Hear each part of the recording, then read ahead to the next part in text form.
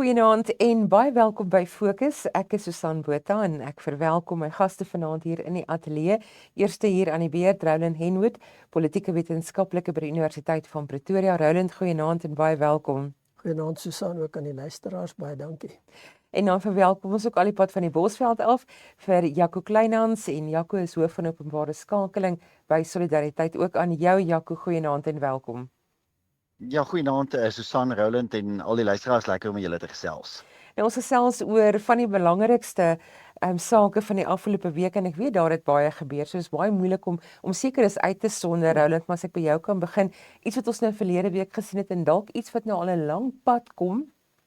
Maar wat uiteindelik nou tot uitvoering gekom het, is die tesouriese besluit om belangrike fondse terug te hou van munisipaliteite. En as ek my syfer reg het, is dit iets soos 69 munisipaliteite wat nou fondse terughou van word. En dit sluit ook die Johannesburg Metro in. Jou reaksie op die tesouriese besluit om hierdie stap te neem? Is 'n belangrike stap, 'n belangrike besluit, maar dis nie die eerste keer wat dit gebeur nie. So dis nie asof die tesourie nou met iets niets vorendag kom nie. Belangrik in die sin dat dit kort voor 'n plaaslike regeringsverkiesing is en as ek reg die lys onthou, dan is al daai munisipale owerhede is onder beheer van die ANC of 'n ANC-geleide koalisie. Ek dink wat dit vir 'n mens sê is 'n paar goed. Eers dat die ANC baie diep onder die indruk kom van hoeveel steun hy verloor as gevolg van swak regering. Die feit dat die vingers heeltyd na die ANC wys. Dis die partypolitieke dimensie, maar dan is daar ook die kwessie van die verantwoordelikhede van die regering en spesifiek die minister van Finansies.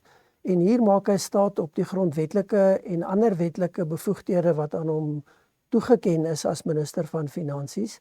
En hy gebruik dit om in te gryp en druk te plaas op plaaslike regerings wat aanhou om dieselfde oortredings te begaan.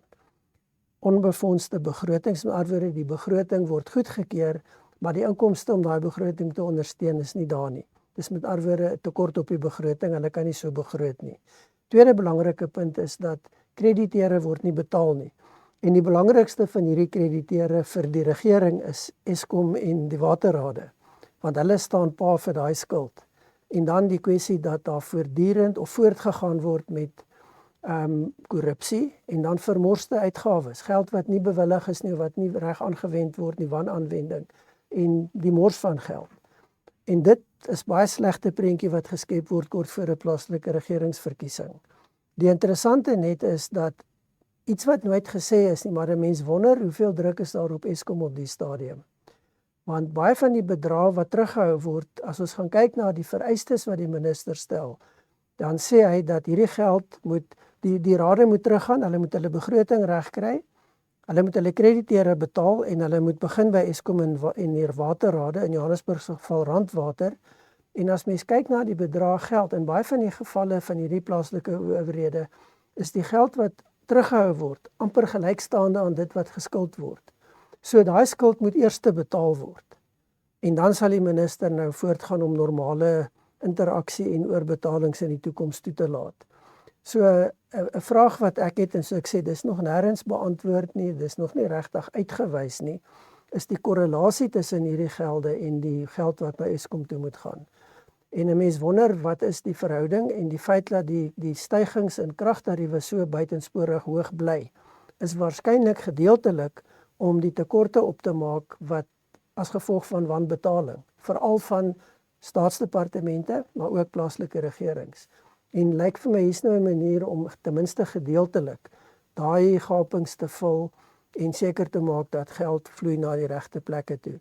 Die volgende stap wat natuurlik geneem kan word is om hierdie plaaslike regerings onder administrasie te plaas. Nou van hulle was al onder administrasie en ons weet die administrasie paadjie is een met gemengde welslae. Daar's baie van die owerhede wat net so vrot bly soos wat hulle is.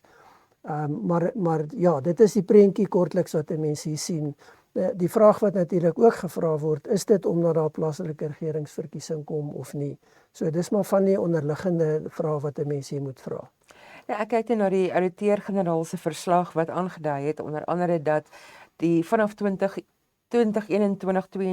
af 145 meer as 145 miljard rand wat eintlik maar ongewenste uitgawes was en onreëlmatige uitgawes was. En dan is die vraag wat ek sien by baie kommentare opkom is, hoekom vat dit so lank voordat daardie geld, want daar's tog gereeld audits wat gedoen word, hoekom vat dit so lank dat hierdie geld ophoop tot so 'n groot bedrag en dan uiteindelik kry mense nou reaksie soos hierdie?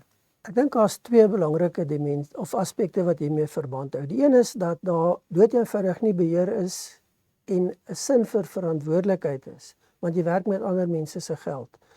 Ek gaan 'n paar voorbeelde noem wat hierdie demonstreer. Nie baie lank terug nie, 'n paar maande terug was daar voor die portefeulje komitee in die parlement aanbiedings en daar was 'n distriksmunisipaliteit in die Vrystaat wat aangedui het dat omtrent hulle hele begroting gaan aan salarisse. Ek dink uit 'n begroting van iets soos hier by die 100, iets in die 50 miljard, gaan word 7 miljard uitgehou vir dienste, die res gaan aan salarisse. So jy het hier 'n distriksmunisipaliteit wat bestaan om salarisse te betaal. Die tweede dimensie daarvan is dat toe hulle gevra word, maar wat is julle funksies? Nou onthou, hier sit die burgemeester, die bestuurder en die senior bestuur. Kon nie een van daai mense een funksie noem waarvoor hulle verantwoordelik is nie. So dit sê vir my, daar's 'n strukturele probleem, daar's 'n opleidingsprobleem, 'n kundigheidsprobleem, maar daar's ook 'n probleem met die afdwing van die reëls. En ek dink dis die ander aspek waarna jy verwys. Daar gebeur niks met hierdie mense nie. Die onverantwoordelike besluite wat geneem word. Johannesburg wat in diep moeilikheid is, wat 'n salarisooreenkoms van meer as 10 miljard sluit met vakbonde. Nou, voor hulle begroting goedgekeur is en hulle kan dit nie befonds nie. Die tweede deel daarvan is dat hulle amper 2000 senior bestuurders of mense wil aanstel, waarvan ek dink 1300 senior bestuurders is, wat se salarispakket meer as 4 miljoen rand per jaar is. Nou dis moes korrup. Dis al wat mense dit kan noem. Dis nie eers dom nie, dis sommer net korrup. En die minister het briewe geskryf en gewaarsku en hulle het net aangegaan daarmee. Die vraag wat ek het is, hoe begryp mense soos Dada Morero wat die burgemeester is, sy adjunkt burgemeester wat verantwoordelik is vir finansies, wat sy begrip het hulle van dit wat hulle moet doen? En hoe regverdig hulle hierdie tipe van onsinnige besluite? Ek dink die regering moes baie lankal baie sterker opgetree het. Die ouditeur-generaal bring jaar na jaar hierdie verslae uit van hoe sleg dit gaan. Sy wys die detail uit. Nou gebeur niks met hierdie mense nie. Die eerste keer wat ons sien mense word werklik teen opgetree, was toe die ANC 'n tussenverkiesing in Mfuleni verloor, toe roep hulle die volgende dag die burgemeester terug. Nou goed, die les daarin is, jy kan iets daaraan doen, jy moet sorg dat hierdie mense 'n verkiesing verloor. Maar ons gaan nog later oor Tshwane ook praat. Ek meen, dieselfde patrone speel hier af. Is absoluut ondenkbaar dat dit net so kan aangaan. Jaco, ek wil vir jou vra, as ons nou praat oor munisipaliteite en ons praat oor hierdie onbefondste begrotings en hierdie tipe van onreëlmatige uitgawes wat bly aanhou ophoop, hoe afhanklik is die munisipaliteite regtig dan van hierdie geld, as daar dan nou gereeldelike dienstegelde inkom, maar ook kan 'n mens dalk nou verwag dat hierdie munisipaliteite hulle belastings of heffings gaan verhoog om soort van op te maak vir hierdie tekort? Ja, Susan, kyk, dit is 'n klomp geld, né? Dit is 200 miljard rand per jaar wat die nasionale regering aan die 257 munisipaliteite oorbetaal. So dit is 'n reuse bedrag geld en ons weet dat 'n baie groot deel van wanbesteding in Suid-Afrika se 3 sfere van regering lê in munisipaliteite opgesluit. Dit is waar wanbesteding, korrupsie, hoogtyd vier en ons is enkele maande voor 'n verkiesing en ek is bly julle verwys na daai verkiesing in Mfuleni, want ek dink wat die waarskuwing wat uitgestuur is aan talle vir al ANC raadslede is dat die tyd min raak en dat die geleentheid vir tenderbedrog en ander korrupsie min raak, want natuurlik gaan baie huidige raadslede hulle posisies verloor. Kyk, die ANC beheer tans nog meer as 80% van Suid-Afrika se munisipaliteite, 'n groot deel daarvan met 'n volstrekte meerderheid, maar hier en daar natuurlik ook in koalisies. En hoewel dit minder geraak het die afgelope tyd, is die groot risiko vir die ANC hierdie komende verkiesing in November, waar hierdie persentasie munisipaliteite wat deur hulle beheer word, sonder twyfel minder gaan raak. Ons kan nie voorspel nou met hoeveel nie. Daar's nog baie vloeibaarheid in die politiek, maar daar is duidelike tendense dat die ANC se steun gaan skerp afneem in vergelyking met 5 jaar gelede. So 'n klomp, ons kan aanvaar 'n hele klomp ANC raadslede gaan hulle posisies kwyt wees na November se verkiesing. So die bedrag geld waarvan ons dus praat in plaaslike regering is baie geld as ons praat van 200 miljard rand wat die nasionale tesourie jaarliks aan hierdie munisipaliteite oorbetaal, en dan sit ons nou eintlik reeds met 'n situasie wat Roland beskryf het van die feit dat wat gebeur het oor die afgelope veral bietjie meer as 2 dekades, is dat die salarisrekening van die meeste munisipaliteite dramaties toegeneem het. 'n Gesonde internasionale balans is gewoonlik by 25 tot 30% van 'n munisipaliteit se begroting wat vir salarisse kan gaan. Jy kry sommige internasionale uitsonderings hier, miskien 40% toe. Die werklikheid is dat ons in Suid-Afrika sit met hier by 10 tot 15% van ons munisipaliteite wat meer as 80% van hulle begrotings op salarisse spandeer, en sommige selfs meer as 90%. Nou as jy 80% van jou inkomste aan salarisse spandeer, dan gaan jy 2 goed nie doen nie. Jy gaan nie infrastruktuur onderhou nie, jy gaan verseker nie dinge verbeter nie, nuwe paaie bou, nuwe infrastruktuur ontwikkel nie, maar jy gaan ook nie jou rekeninge betaal nie. En dit is presies wat munisipaliteite tans doen. Hulle onderhou niks nie, en hulle betaal ook bloot maar net nie hulle water en elektrisiteitsrekeninge en baie ander diensverskaffers nie. Hulle betaal salarisse en ken tenders toe wat dikwels tot bedrog lei of waarby bedrog betrokke is. Jy weet, herstelwerk aan paaie, die bou van allerhande infrastruktuur. Daar is soveel voorbeelde. Jy kan maar net die ouditeur-generaal se verslag gaan lees. Dis verstommend. Dit is reg oor die land waar hierdie voorvalle is. Nou, hierdie geld, en ek dink dit is hoekom die tesourie die regte stappie neem, en ja, hulle moes dit sekerlik al lankal gedoen het, maar hierdie geld wat oorbetaal word, bloot maar net vanaf die nasionale regering, word dan nou dikwels gebruik om tenders toe te ken, en skep natuurlik nog meer geleentheid vir bedrog. En as jy gaan kyk na die 69 munisipaliteite wat hier uitgesonder word, dan is dit munisipaliteite met reuse probleme, met finansiële stelsels wat nie werk nie, nie behoorlike audits wat gedoen word nie, geweldige verspilling van fondse, te groot persentasie wat aan salarisse gewy word, en eintlik in baie gevalle eintlik 'n totale verval. Sommige van hierdie munisipaliteite is al in die verlede onder administrasie geplaas, provinsiale administrasie onder die toesig van of provinsiale regerings. In sommige gevalle het die nasionale departement al ingegryp, en ja, soos Roland ook gesê het, dit mag gemengde resultate in baie gevalle slaag dit eenvoudig nie, die administrasie en misluk dit. So, ek dink al wat die tesourie se stap gaan beteken is, dit gaan 'n sein stuur, dit gaan 'n boodskap stuur, dit gaan miskien weer eens bevestig hoe groot die krisis is, maar ek kan nie op hierdie stadium sien dat hierdie munisipaliteite enkele maande voor die verkiesing skielik gaan wakker skrik en hulle sake in orde gaan kry nie, en hulle huis in orde gaan kry en die regte dinge gaan doen nie. Die kans daarvoor op hierdie tydstip is baie skraal. Dankie Jaco. Ons gaan net hierna verder gesels in Fokus. Bly gerus ingeskakel.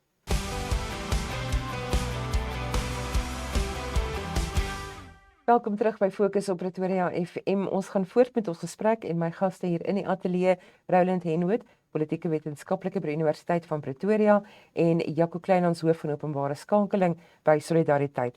Ons bly vir 'n oomblik, Roland, by die munisipaliteite, maar iets wat nou ook al eintlik 'n groot omstredenheid veroorsaak het en baie gesprek uitgelok het, was die skorsing van die Tshwane Metro se stadsbestuurder Johan Metler. Dit was nogal vreemd dat dit tot op hierdie stap gekom het en dat die EFF die saak aanhangig gemaak het, dat dit aangehoor is, en op die ou einde omstredenheid met die stemproses ook. Vat ons daardeur. Ja, ek dink die belangrike hiervan, hierdie kom lankal. Dis nie 'n nuwe ding nie. Die EFF het lankal probeer en die ANC het ook lankal probeer om van hom ontslae te raak, maar hulle kon dit nooit regkry nie. Nou met die nuwe koalisie waarin hulle sit, ook nie meer so nuut nie, maar met Action South Africa, die ANC en die EFF, het hulle nou die genoegsame stemme gekry om dit te kan doen. Maar dis deel van die omstredenheid. En ek dink die interessante vir my is, hierdie ding word al baie oor gepraat, maar dit het nou tot 'n punt gekom. Ek dink die beste kommentaar is wat Johan Metler self gelewer het in 'n onderhoud wat hy oor die naweek in die pers wat verskyn het, waar hy gesê het, dis baie duidelik dat julle klaar besluit het om my te skors, nog voordat julle vir my gevra het om te reageer. Nou dit beteken die proses is onwettig. Daar's nie korrekte prosedures gevolg nie. Want die mosie tot 'n skorsing moet eers aangehou word nadat hy geleentheid gehad het om sy kant van die saak te stel. So dis een van die aspekte wat baie duidelik is wat na gekyk sal moet word. Daarmee saam die kontroversie oor stemme. Action Suid-Afrika interessant distansieer hulle nou van en sê dis die DA se skuld dat die mosie aanvaar is. Nie hulle skuld nie, waar die voorsitter van die vergadering is die burgemeester wat hierdie verslag ter tafel lê. So baie duidelik probeer Action Suid-Afrika albei kante hierso tevrede stel. Beide sy koalisievennote, die ANC en die EFF, en dan ook die mense wat nou kwaad is omdat hulle in hierdie koalisie sit en hulle van Metler ontslaag geraak het. Onthou, Metler is 'n aanstelling wat in die DA-koalisie tydperk gemaak is met groot ontevredenheid van die ANC. Want dit het beteken hulle beheer oor die begrotings, die administrasie is tot 'n baie groot mate nie uitgeskakel nie, maar verminder. Hulle het nie meer daai direkte beheer wat hulle gehad het nie. Dis waarskynlik 'n taktiese skuif dat die EFF die aansoek gebring het, omdat dit nie 'n onmiddellike ANC kwessie te maak nie. En dan is die gerugte wat versprei word, nou dit weet 'n mens nou nie tot dit gebeur nie, is dat dit gaan oor begrotings, of nie begrotings nie, tendertoekennings wat hy geblokkeer het, omdat daar probleme is met die tenders. Nou ons weet, waar die EFF en die ANC by tenders betrokke is daar 'n hele reeks van tenders wat nooit toegeken moes gewees het nie. Dit is in Johannesburg is Ekurhuleni en so kan 'n mens aangaan. Nou word dit deel van die Tshwane opset ook. Die interessante ander dimensie hiervan is dat die finansiële uitvoerende beampte wat by die Madlanga-kommissie nogal sleg daarvan afgekom het, word nou met 'n waarskuwing heraangestel in sy pos. Nou hier is baie duidelik twee verskillende stelle reëls wat toegepas word en hoe hierdie kwessies hanteer word. Wat moet gebeur, prosedures moet gevolg word, indien Metler skuldig is en indien hy oortredings begaan het, dan moet dit beoordeel word. Maar jy kan nie vir een persoon sê, hierdie is net 'n waarskuwing, gaan aan, kom terug na jou pos en vir die ander een sê, ons skors jou, maar ons volg nie eers die regte prosedure nie. So hier's baie duidelik iets anders besig om te gebeur. Die vraag wat deur sommige mense gevra word is, gaan dit oor die toekenning van tenders voor die einde van hierdie regering, voor die plaaslike regeringsverkiesing, of gaan dit oor langer termyn, ons raak van Metler ontslaas, maak 'n aanstelling nou en dan is die volgende administrasie aan daai aanstelling gebind. Nou om dit reg te kry, moet jy natuurlik op die regte manier van mense ontslaa raak en jy moet op die regte manier nuwe aanstellings maak. 'n Mens gaan moet kyk hoe dit gaan uitspeel. Die kwessie van stemme, ek is nie heeltemal seker nie, want jy hoor verskillende stories. Action Suid-Afrika sê, die DA het gesê 30 mense gaan nie die vergadering bywoon nie, gaan afwesig wees, maar toe was die mense daar, maar daarom kan hulle stemme nie getel word nie. Nou, prosedureel klink dit vir my baie vreemd, dat jy mense wat by die vergadering is, se stemme nie tel nie, want daar's aangedui, hulle kan dalk nie daar wees nie. Ek verstaan nie hoe dit werk nie, ek ken nie daai regulasies goed genoeg om dit te sê nie. Ek weet ook nie of dit akkuraat is as dit so aangebied word nie. Maar baie duidelik is hier agter die skerms planne gemaak, gemanipuleer, druk toegepas om te kyk hoe ver kan ons gaan. As ons daarna kyk, dan dink ek as 'n paar kwessies en hierdie gaan oor die verkiesing en die kiesers wat gaan stem voor die November verkiesing. Mense moet begin kyk na wie doen wat. Op watter manier word verantwoordelikheid geneem? Op watter manier word verantwoordelikheid afgeskuif na iets of iemand anders? Baie duidelik is hier 'n poging om verdeeldheid te saai. Baie duidelik is hier 'n poging om beheer te kry oor die administrasie. Het sy korttermyn die toekenning van tenders of langtermyn in terme van wie in die toekoms 'n pos kan beklee. Maar die Tshwane Metro is definitief nie op 'n goeie plek nie. Ons weet wat die probleem is, ons sien dit elke dag met ongelooflike swak dienslewering. Maar ons sien ook hoe dit wat by Madlanga gebeur het. En daar gaan waarskynlik teruggekeer word na Tshwane op 'n stadium as gevolg van tenderbedrog, swak finansiële bestuur, en die persoon wat daarvoor verantwoordelik is, word net gewaarsku. So hier's nog heelwat onbeantwoorde vrae wat 'n mens na gaan moet kyk. En dan laastens natuurlik die rol van die speaker.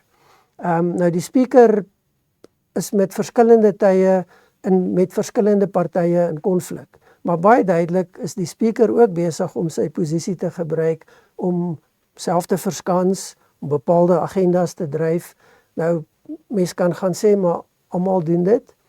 Die probleem is, nou begin dit baie duidelik teen die belange van die inwoners van Tshwane kom. En dit kan nie aanvaar word nie. So hier is nie meer net partypolitieke skuiwe nie. Dit het 'n direkte impak op kostes, belastings en ongelooflike swak dienslewering. Dit kan eenvoudig nie so gelaat word nie.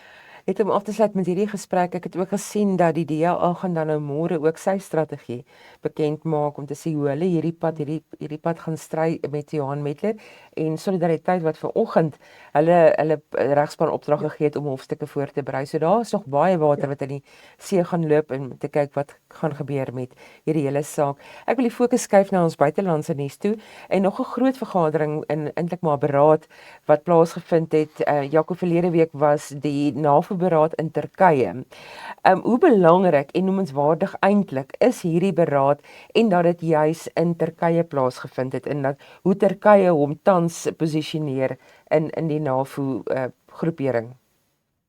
Ja, Susan, dit is 'n besonder belangrike beraad gewees. Kyk, as ons teruggaan na verlede jaar, 'n jaar gelede, het die NAVO-beraad in Den Haag in Nederland plaasgevind in 'n tyd waar daar heelwat spanning was tussen Amerika en Europa oor ander NAVO-lande, nie net eintlik Europese lande nie, maar ook lande soos byvoorbeeld Kanada se bydra, hulle verdedigingsbegrotings, hoeveel geld hulle spandeer aan verdediging. En die sekretaris-generaal van NAVO, Mark Rutte, het verlede jaar dan eintlik in die weke in aanloop tot daardie beraad steen gewerf vir die idee dat NAVO-lidlande hulle verdedigingsbegrotings oor die volgende paar jaar tot 5% van hulle bruto binnelandse produk moet verhoog. Dit is nou saamgestel uit 3,5% direkte verdedigingsspandering en 1,5% op infrastruktuur wat verdediging ondersteun. So dit was verlede jaar 'n baie groot en belangrike deurbraak gewees by die NAVO-beraad in Den Haag en die afgelope 12 maande het ons gesien hoe die meeste lande begin het om daardie besluit te implementeer. Duitsland het 'n reuse modernisering van sy weermag aangekondig. Ons het onlangse aankondigings in die Verenigde Koninkryk gesien. Die meeste Europese lande het groot verhogings in hulle verdedigingsbegrotings aangekondig. Maar ten spyte hiervan en wat hier gebeur het, is die gespanne verhouding tussen Amerika en Europa binne NAVO steeds daar oor bepaalde kwessies. Dit aan die een kant en aan die ander kant het die veiligheidsbedreigings nie minder geraak nie, maar wel meer geraak. En dit hou verband in die eerste plek met die Oekraïne-oorlog. Daar was die afgelope maande natuurlik hierdie ontwikkeling na 'n oorlog wat in die lug gevoer word deur missiele en hommeltuie. Oekraïne wat aanvalle uitvoer op Russiese grondgebied, ook in die Krimskiereiland, en Rusland wat daarop reageer met verskeie taktieke. En ons het ook gesien dat daar die afgelope 2-3 maande 'n skerp toename was in byvoorbeeld hommeltuie wat neergestort het in lande soos Pole, Roemenië en van die Baltiese state. So daar is vrees in Europa dat daar vinniger meer gedoen moet word om aan NAVO se oosgrens, dan veral in Oos-Europa, die gesamentlike verdediging, die NAVO-verdediging op te skerp, om selfs nog meer te doen as wat nou gedoen word. En in die tweede plek is Amerika daarvoor nodig. Amerika speel tans 'n sentrale rol binne daardie gesamentlike verdediging in NAVO. Amerika is steeds by verre die grootste rolspeler, die belangrikste rolspeler en die mees invloedryke land binne NAVO. So dit was die konteks waarin die aanloop dan nou plaasgevind het tot verlede week se beraad. Maar nou is daar 'n klein afleiding gewees die afgelope maande, as ek dit klein kan noem, is nie klein natuurlik nie. En dit was die oorlog in Iran. Dit het nie noodwendig direk verband gehou met NAVO nie. dit is ver verwyder eintlik van NAVO-lidlande en wat werklik hulle direk raak, maar dit het natuurlik 'n invloed gehad op byvoorbeeld die verhouding tussen Amerika en Europa, met die Amerikaners wat gevoel het Europa moet meer ondersteuning bied tydens daardie oorlog, en dit het natuurlik 'n impak gehad op die Midde-Ooste, maar dan ook spesifiek verhoudinge met lande in die streek, belangrike geopolitiese supermoondhede soos Rusland en China.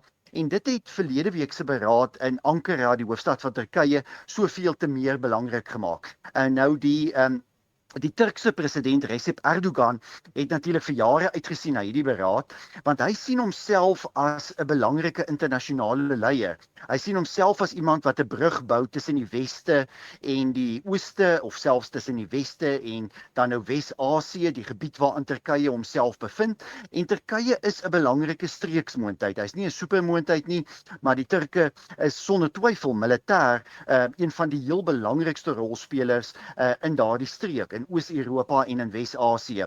So Erdogan, wat met groot moeite die afgelope maande bande gebou het met Donald Trump, en ek dink hy het vrugte gepluk daaruit. Trump het byvoorbeeld sanksies teen Turkye opgesê verlede week by die NAVO-beraad. Turkye is toegelaat om weer deel te word van die F-35 vegvliegtuigprogram. Dit is vir Turkye 'n groot deurbraak. En hoewel die beraad bietjie gespanne begin het met uitsprake van Trump oor Europa, het dit op 'n hoogtepunt geëindig.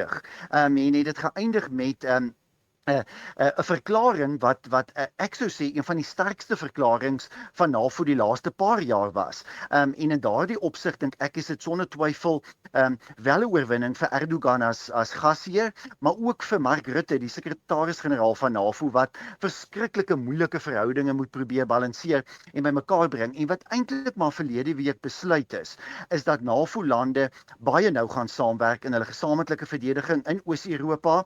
Hulle gaan sonder twyfel op verskeie programme hulle integrasie versterk met die ontwikkeling van moderne wapens en moderne verdedigingstegnologie, en dan gaan Oekraïne ondersteun word, groter ondersteuning aan Oekraïne en pogings om dan 'n einde te bring aan die oorlog tussen Rusland en Oekraïne. So ek dink breedweg uiteindelik wel 'n geslaagde beraad verlede week. Net jou reaksie, Roland, ook op die beraad? Ja, ek stem saam met Jaco. Geslaagde beraad, dit het beter gegaan dink ek as wat baie van die skeptici verwag het dit sal gaan, maar daar is onderliggende probleme. Turkye op sigself natuurlik. Erdogan is die probleemkind van NAVO en nog 'n groter mate die probleemkind van die Europese Unie as gevolg van sy autoritaire benadering, sy menseregte en ondemokratiese optrede. Hy gaan waarskynlik nie baie maklik by die Europese Unie verwelkom word nie, maar hy is 'n lid van NAVO en 'n belangrike lid van NAVO, veral vanuit 'n geopolitiese oogpunt. So die balans tussen die belang van Turkye, maar ook die hantering van Turkye as 'n problematiese lid. Nou, president Trump het tot 'n mate dit ondervang deur aan te dui hoe groot leier is Erdogan en hoeveel respek het hy vir hom, en toegewings gemaak, soos wat Jaco na verwys. Hoeveel van dit werklik gaan gebeur, sal 'n mens moet sien. Want daar's baie, dis 'n baie sensitiewe kwessie. Veral die vegvliegtuie.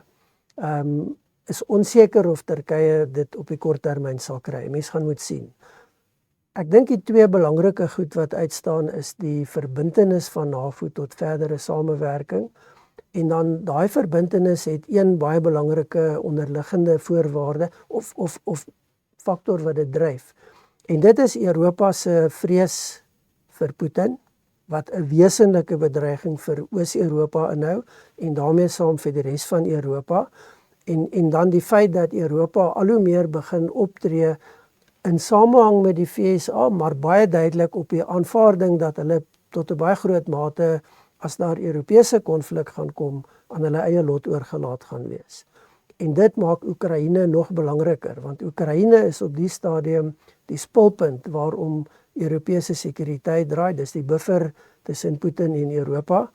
En dit maak dat Europa baie meer verbind is en baie meer doen om Oekraïne te ondersteun en in staat te stel om aan te gaan met hierdie oorlog. Ek kan dit nie heeltemal sonder die VSA doen nie, maar ons weet die VSA het grootliks onttrek aan direkte steun vir Oekraïne. Behalwe intelligensieondersteuning is daar nie veel meer nie. So dis 'n baie groot las wat op Europa geplaas word, maar dit is die direkte belang van Europa. En die beraad en die manier wat die beraad verloop het dit tot 'n baie groter mate gedemonstreer en ek dink daar's nou algemene aanvaarding dat dit die manier gaan wees om dit te doen. Daar's ander spanninge, Turkye, Israel wat nie in die NAVO-konteks 'n effek gehad het nie, maar wat moontlik in die toekoms 'n rol kan speel. En dan natuurlik die VSA-Europa spanning en Turkye se posisionering daarbinne kan ook nog in die toekoms 'n kwessie wees wat 'n mens na sal moet kyk. Interessante verwikkeling op hierdie stadium. Bly gerus by ons net hierna, beëindig ons fokus, so bly nog vir 'n oomblik by ons.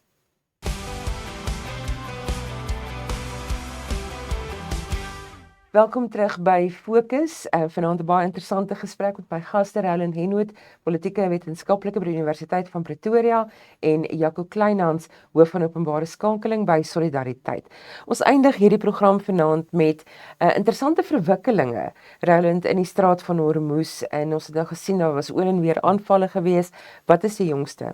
Goed, ek dink die basiese beginsel is president Trump sê die skietstilstandsooreenkoms is tot niet, hy sê meer, dit bestaan nie meer nie. En as Iran nie saamwerk nie, dan gaan hulle nou maar mekaar skiet en dis wat hulle nou doen. Die kwessie gaan oor die interpretasie van ooreenkoms oor die straat van Hormuz.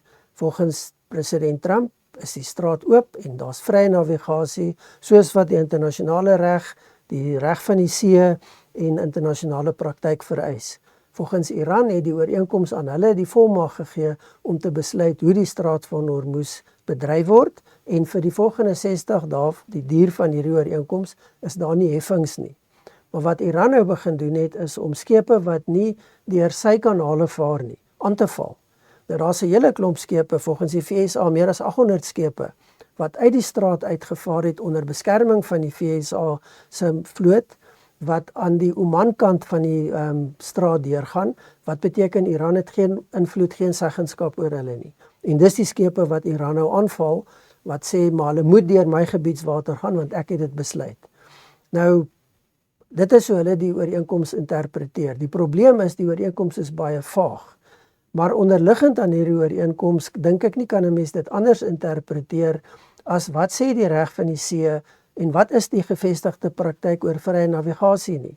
So Iran kan nie hierdie gebruik om nuwe reëls te skep wat hom pas nie. En ek dink dis die hakpunt op die stadium. Nou dit lyk asof die enigste manier om dit te bestuur is om nou weer militêre mag te gebruik en aanvalle uit te voer en druk te probeer toepas. Die vraag is of die druk wat nou toegepas word genoegsaam is om die Iranse regime tot 'n ander oortuiging te bring. En daar's baie sterk meningsverskil daaroor. Daar's mense wat sê hierdie oorlog moet nou maar sy verloop neem tot daar 'n wenner is.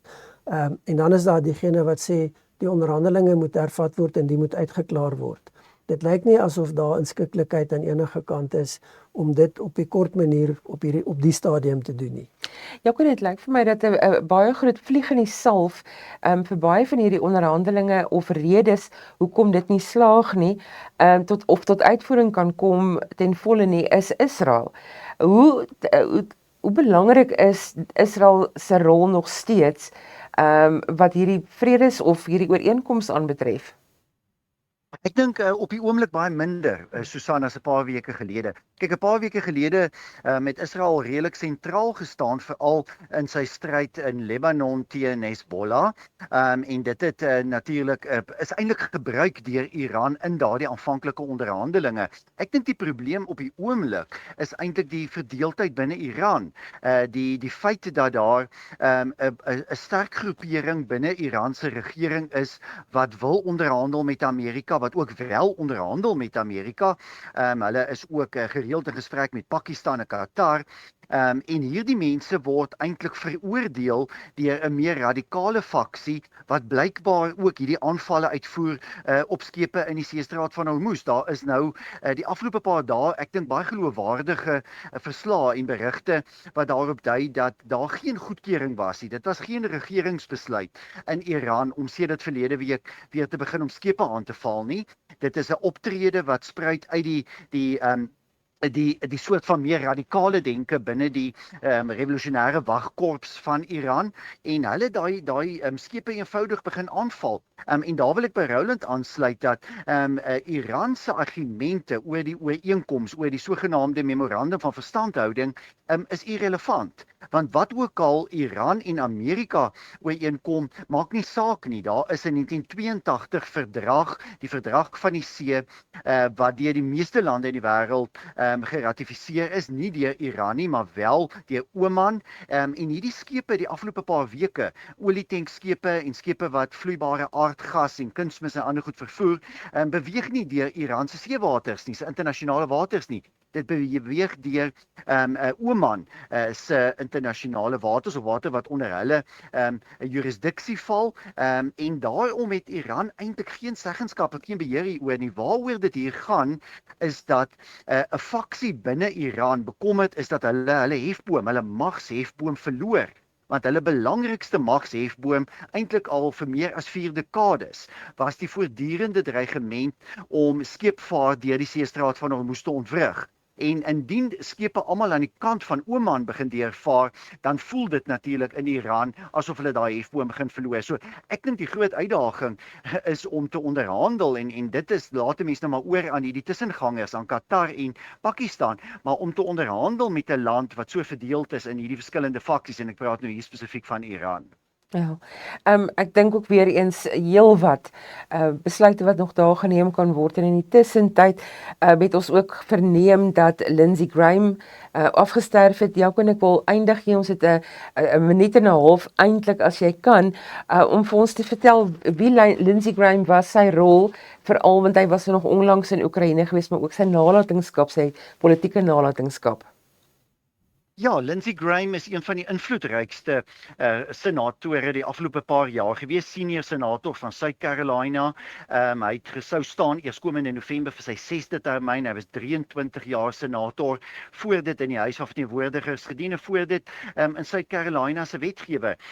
Baie nederig groot geword in 'n eenvoudige huis. Sy ouers is dood toe hy baie jonk was. Hy het gehelp om sy suster groot te maak en uiteindelik gevorder tot een van die magtigste politieke posisies in Amerika. Maar hy was ook 'n figuur wat baie mense mal oor was en lief voor was en wat baie mense gehaat het, want hy het 'n baie spesifieke politieke doktrine gehad. Hy het die idee van Amerikaanse interventionisme voorgehang. Hy het geglo in 'n sterk Amerikaanse regering, in 'n Amerikaanse buitelandse beleid wat baie betrokke is in die buiteland, dat Amerikaanse waardes in die buiteland laat geld. En ons het dit dan gesien ook met sy besoek Vrydag nog aan Oekraïne. Hy was Vrydag nog in Kiev. Hy was een van die grootste ondersteuners dat Amerika meer wapens moet verskaf, meer geld aan Oekraïne moet verskaf. Nou ja, Saterdag het hy teruggevlieg en hy Saterdag aand baie skielik aan 'n hartaanval in sy huis in Washington DC dood. So baie skielik, een van die mees senior senatore, en natuurlik 'n terugslag vir die Republikeinse party wat 'n baie klein meerderheid tans in die Senaat het.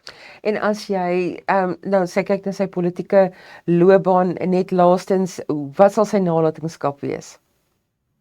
Sy nalatenskap is een van sterk ondersteuning aan die Amerikaanse weermag in 'n tyd, ek praat hier van 10, 15 jaar miskien gelede, waar daar ook sprake was om minder geld te spandeer. Hy het 'n interessante rol in die Republikeinse party gespeel in 'n tyd waar die Republikeinse party meer na binne gefokus geraak het, waar die opkoms was van die MAGA-beweging, die Trump-beweging, het hy dit reggekry om 'n baie naby verhouding met president Trump te handhaaf, maar steeds sy soort van interventionistiese beleid. Hy was pro die Afghanistan-oorlog, pro die Irak-oorlog, pro die Iran-oorlog, nou, om dit voor te sit. So 'n interessante figuur, maar ook dan iemand wat baie sterk gestaan het vir die suide, en 'n mens moet dit nie vergeet nie, hy was absoluut iemand wat uit die diep suide van Amerika gekom het, en altyd die belange van sy deelstaat, South Carolina, verteenwoordig het. Ek het baie vriende in South Carolina toevallig, by wie ek jaarliks kuier, en ek kan vir jou sê dat hulle is almal baie geskok, want die mense in South Carolina het natuurlik gevoel dat Lindsey Graham hulle staat baie goed verteenwoordig het, al het hulle self soms van hom verskil oor politieke beleid. So ja, baie invloedryke senator, 'n konservatiewe lid uit die suide, wat nou skielik dood is, en hy sal nou binne die volgende paar weke dan nou tydelik vervang moet word met 'n aanstelling wat 'n terugslag is vir die Republikeinse party, omdat hulle tans nog 'n lid het wat nie sittend is nie omdat hy siek is. Dit beteken daar's eintlik tans tans net 51 Republikeine wat regtig stem in senaatsverkiesing. So 'n groot terugslag dink ek vir president Trump en die Republikeinse party. Jakob, baie dankie. Ons moet daar vol staan. Baie dankie vir jou deelname vanaand. Jakob Kleinhans, hoof van openbare skakeling by Solidariteit. Baie dankie ook aan jou, Roland Henwood, vir die moeite wat julle doen om deel te neem aan die program. En Roland is dan ook 'n politieke wetenskaplike by die Universiteit van Pretoria. Dit was 'n voorreg. Dankie. En daarmee het ons aan die einde gekom van Fokus. Sluit weer volgende maandag aan by ons aan. Totsiens.